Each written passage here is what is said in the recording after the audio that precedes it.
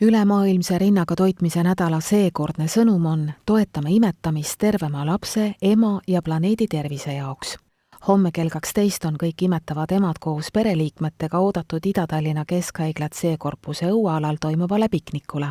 Meie poolt on siis olemas väikesed snäkid, meelelahutusmängude ja viktoriini teel ja siis on kohal ka füsioterapeut, kes siis näitab erinevaid harjutusi siis sünnitusjärgseks taastumiseks ja kohal on meie head ja armsad imetamisnõustajad, kes saavad vajadusel pakkuda ka tuge koha peal.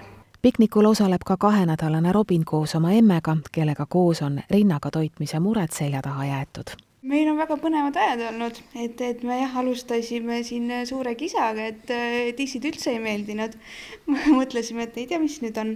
Aga jah, pärast 2 nädalat me oleme kõvasti harjutanud ja nüüd on selle asja selgeks saanud ja nüüd hakkas meeldima. Ma saan aru, et te käite siin nõustaja juures nippe õppimas.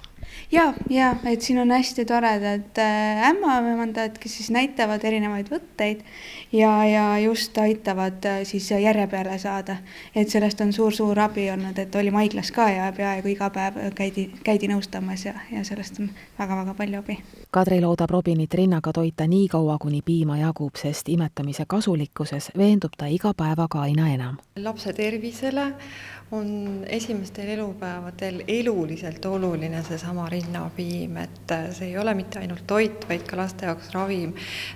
Ja need lapsed on tervemad, et lapsi võiks ju rinnaga toita kuni 6. kuuni ja siis jätkata imetamisega koos eakohase toidu pakkumisega seal 2. ja isegi 3. eluaastani, et see annab lastele parema tervise ja kui vahel mõeldakse, et kas on ikka nii suur vahe, et kas nüüd piimasegu või rinnapiim, siis tegelikult on rinnapiim ei ole asendatav, et see, mida loodus on andnud kogu oma kõikide komponentidega tegelikult ei suudeta järgi teha. Kahtlemata on rinnaga toitmine ka ema tervisele hea, sest näiteks vähendab see stressi, mis on imetamise suurim vaenlane.